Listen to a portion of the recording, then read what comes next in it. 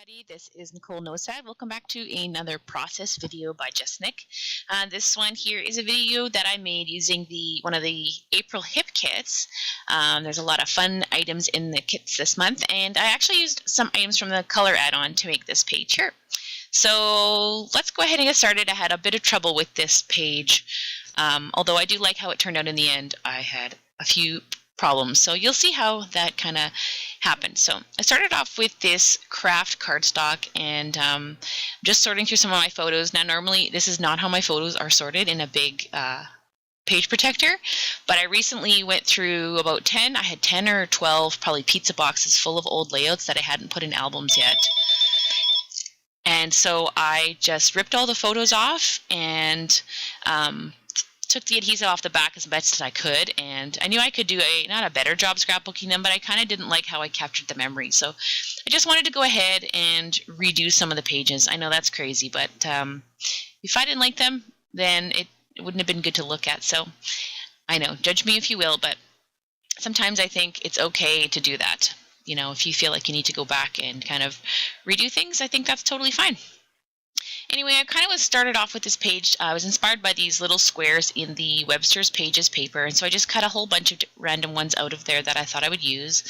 And then there's so many fun patterns in the collection in the kit this month. I kind of had a bit of a hard time deciding what to use, so I kind of start off with this Amy Tangerine paper. I like the fact that there's a little bit of green kind of on the side, and there's quite a bit of green in my photo, so I want to use that. And so I kind of play around with, maybe I'll do like a little bit of a grid thing here by the photo, you know, and the paper is reversible, so there's a pink on the other side. And then I decide to just kind of start cutting down different squares of patterned papers in the kit to go with that. So I picked this green floral one to bring out a little bit more of the green. And then I get a bright idea. No, I'm going to do something with these watercolor Heidi Swap watercolor papers. Oh, that's hard to say. This was in the color kit, and it came with these Prima watercolor pencils. Sorry, my head is in there. And I'm really not an artsy kind of person. Like, I think I kind of try to be pretty creative when it comes to paper, but playing with art materials and stuff is not my forte. But so I'm just testing this out. This is a piece of watercolor paper I have. So I'm just kind of testing this out with my water pen, how the watercolors move, and I'm like, oh, that's pretty easy actually. They're really vibrant colors, you can see. So I felt brave enough to try it on my You Make Me Smile template. So I'm just going to go ahead and I start with this limey kind of green, and my idea is to start with this green and have it dark on the bottom and then lighter on the top of the card, in a bit of like a green ombre type of situation. So I really just load tons of green, almost too much, I think. I should have just done a little bit and then added, but that is pretty much not me. If you knew me, you would know that that's not me. So I'm just using my water pen, and I'm actually dipping it in a little thing of water I have and just spreading that out. But you can see there's quite a bit of green. I almost added too much. And so I decided that some of the green I wanted right around those letters, that I kind of washed a little bit too much of it out. But you really need to let your paper dry a bit before you try to add in more of the watercolor pencils, because it just doesn't, as you can see, doesn't blend great at that point. If it's still kind of wet, the paper's wet. So this is what gives me the most trouble on this layout, is actually this watercolor card, and that's really only due to a fault of my own. I really just played around with it too much, and I didn't really wreck it, but it definitely didn't turn out the way I wanted. But then I decided to go ahead and add some of this yellow. I wanted to bring a bit of the yellow that's in some of the papers, I decided. Instead of all just green on the card, bring in some of the yellow. So I really like that yellow. It's kind of like a creamy, buttery kind of yellow color. So I'm just using that as my mid kind of color. And then I leave the top totally white, just the, which is really not actually white. It's more of like a cream, these watercolor cards. But I just kind of left it as it is. And then I'm trying to add some of the darker green in this pack of watercolor pencils to the bottom. And as you can see, my paper was wet, and I did not learn my lesson the first time. So I'm just playing around, adding a little bit more of the yellow, because that's kind of dry already, because I was smart and didn't add as much water as the bottom. So my lesson, if you learn anything from this, is start small, go slow with the water and just keep adding little bits. Don't add a whole ton, because you can see there I have pencil lines and it's just a hot mess. So I'm just going to, I think, I put this to the side, but I want to kind of get a placement of what I want to do on my page. So I'm just going to add some pop dots to the back of my photo like I always do. And it's going to kind of be like a bit of an angle on my page. So I kind of just going to line up some squares here and get that started. And then I decided squares are fun, but maybe triangles would be fun, so to get more paper in. And I really like that quilted background type of look that I do quite often, actually. And so I decided just to cut a whole bunch of 2-inch squares off of some of the papers in the kit. This one here is one of the Amy Tangerine papers. That's really super fun. And because they're double-sided, you don't really need a lot of squares. I always end up cutting more than I need, just because sometimes you want to play with the different ways the patterns run, and on both sides of the paper. So I don't know. I don't know how many I cut off here, but they were all 2-inch squares, and they matched up with those little squares from the Webster's Pages paper. So I'm just cutting some more papers. This one's that fun polka dot with the grid. I think that one's from Ellie's Studio. And I'm just going to start lining them up.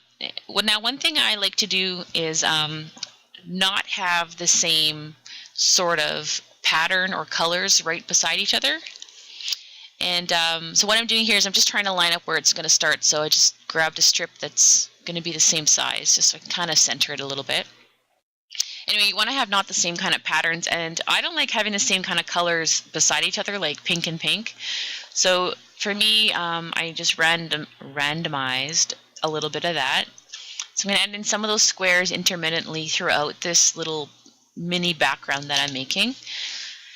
And yeah, I'm not going to bore you with the whole thing, but that's pretty much my whole idea, is just to add in squares and the triangles and kind of make like a bit of a quick grid. And it's really fast, actually. Once you get going and have all the squares cut, you can see there that I just finished it off, and I left a pretty good border around.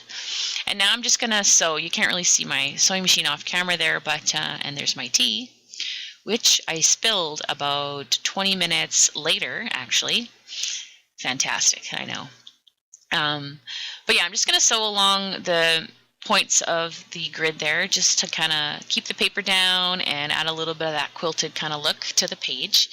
And I think I just ran it one way through. I didn't do a whole lot as far as like crisscross or anything, but I did, after I drew those diagonal kind of sewing lines, I did add some straight ones through just for some fun, just for something different. And then that was pretty much it.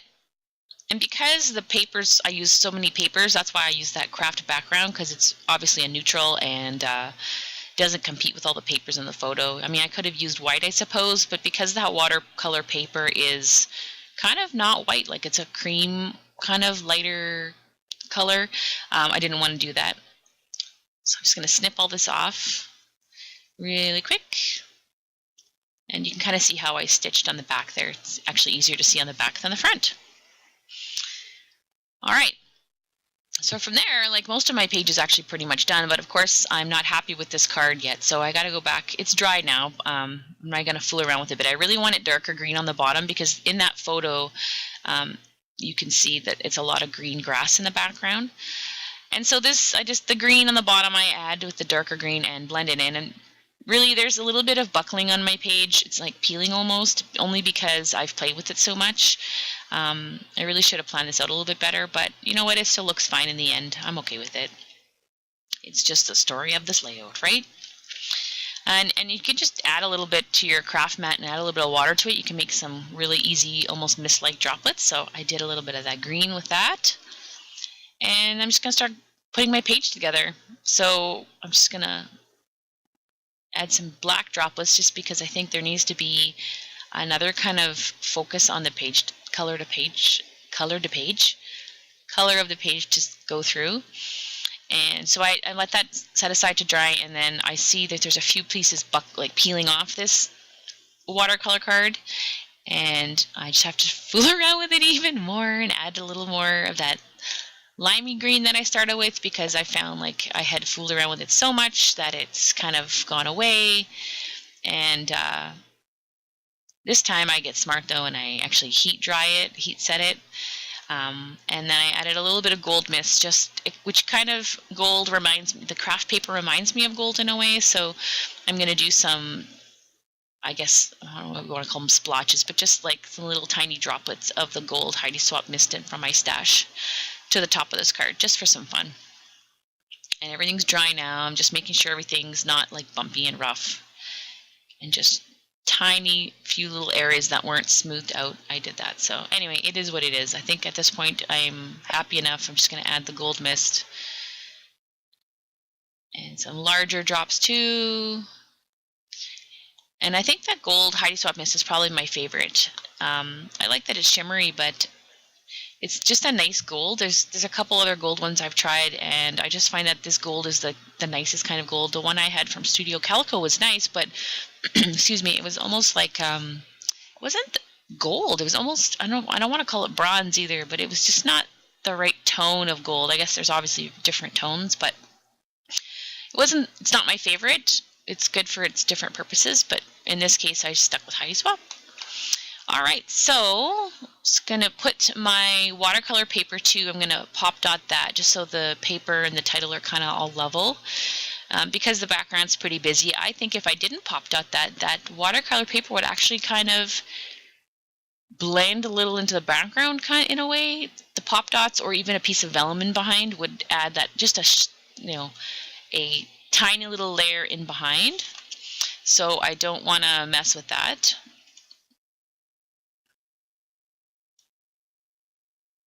And yeah, so just add a few more pop dots and get everything going. And then I'll add my photo beside that. And everything's kind of on an angle. You can't really tell from my video camera here that it's on a bit of an angle, but it's actually just an ever so slight angle on my page. And then my photo is actually straight, so if that makes any sort of sense. So I kind of play around at this point with a bunch of embellishments from the kit. There's just so many good things that I wanted to use on my page, but because I think my background is just so busy, I end up actually not choosing very many. I grab a couple of these chipboard pieces from the crepe paper. I think this one was the Confetti line by Maggie Holmes. And I really like these wood veneer circles from Amy Tangerine. So I'm going to add one of those. It's just a matter of which one do I want. And I kind of like this keeper one because it draws that pink and yellowy orange kind of situation in. I'm just going to pop that only because that chipboard kind of raises it up a little.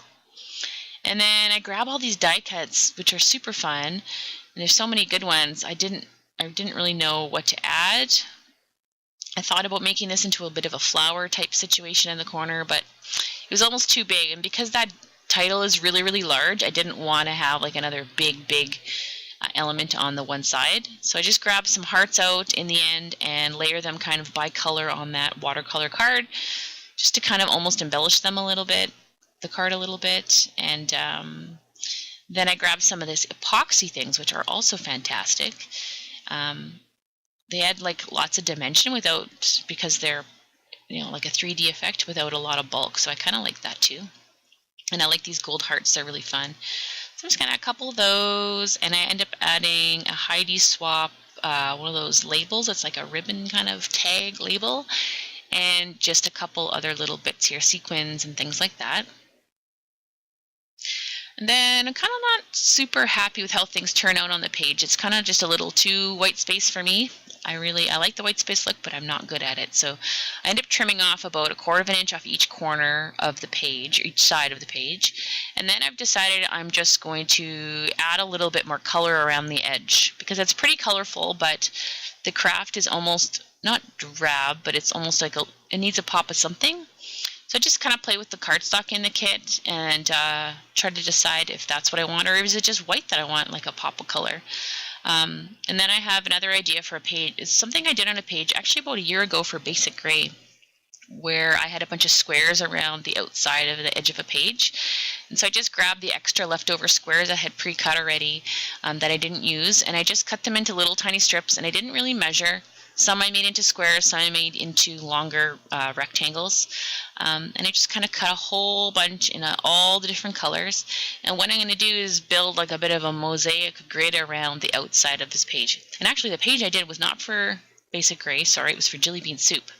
And there's actually another YouTube tutorial on my site here I think it's called Mosaic Backgrounds. I think it's the same basic idea. What I did on that page is how I filled this in. So I just grabbed plain white cardstock, and I'm just adding those strips. Sorry, my setup is really bad right now. I broke my tripod, and so this is as high as I can get it to go. It's just a whole hot mess. I'm looking for a new way to fix that. And so if you have any good tripod recommendations, I will take them, because mine is busted, and I wasn't happy with it at the get-go, but the crank arm that cranks it up doesn't work, and so the camera slides down, and it's just a mess. I need a new phone, so I can't record off my phone. So that option is not available to me right now, but hopefully soon. I need to get a new phone in the next probably month or so.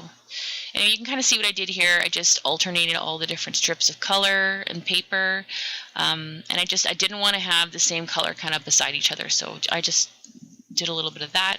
And the same with pattern. I wanted to mix up the patterns all the way around. And that's it. I went all the way around. And it kind of created like my own pattern paper almost for the background. And I'm just going to finish off with this last little piece here. And I didn't want pink because I had so much pink down there, so I just needed another little tiny piece of yellow. And that's it. And from here, I just added in my layout, and I think that kind of gave me the effect that I wanted. So I just add a little bit of adhesive all the way around, and then I'm just going to sew that craft base just to kind of keep everything in place. And I kind of like how that stitching detail looks all the way around the edge. So, and that's pretty much it, I think, for the layout. Once I get that sewing done, I did end up moving a couple things around on this page after I stitched it. I liked that Heidi swap tag up in the top of my photo, but I ended up tucking part of it in behind my photo because I just feel like there's too many things on top of my photo at this point, and I can't see everything I want to see in the photo. And then I just added a little bit of twine from my stash just to fill the hole in that little tag. And then I added some epoxy dots just to these heart sequins that were in the kit, and these are just things from my stash, some navy dots and lime green and things like that. I don't think you can ever have enough epoxy dots. I know some people don't get the whole epoxy dot thing, and that's totally fine. But I like them. They add like a fun little... I used to like buttons, and I still like buttons. To me, these are like little tiny mini buttons, and I end up this is where I tuck that tag in behind my photo. And then I end up using some of they're almost like a stitched kind of crisscross on these thickers, these Amy Tangerine thickers, but I use them almost, they look like a bit of a butterfly to me, so I use them kind of in that way.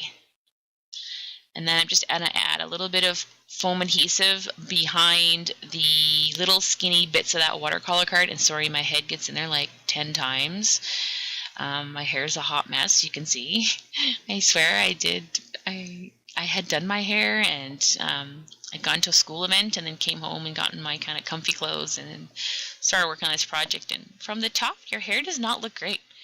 It is a bad situation. It always looks bad. Well, I apologize for that. And you can probably see my gray hairs that are growing in that I need to fix my roots. So that's my personal commentary for the day. And of course the light is like shining right on the top of my head, so it looks super bad. Oh my gosh. Sorry about that, you guys. Oh boy, I'm a hot mess. This whole page really gave me trouble. Anyway, I kind of like how it turned out. And then I decided that there still needs to be a few other little bits around that edge of the page. I probably should have just left it as it is, but I grabbed these Ellie Studio stamps, and I really like this scallopy kind of border. And so I just kind of lift this card a little slight bit just so I can tuck the stamp just underneath it. And I just stamp a couple little scallopy details just in around the photo almost. And then I get a bright idea that I want to do the same thing around the edge of my page, but I don't want to use black, or I might. I'm not sure entirely. So I decide to grab a brown. I have like a brown Stampin' Up ink. So here's just a couple close-up shots of the video of the embellishments, and here's that watercolor card, how it turned out. and the completed layout. So if you like this video, please give my YouTube a thumbs up and subscribe. And if you want to check out more of my pages, they are on my blog at justnix.blogspot.com. Thanks for stopping by and have a great day.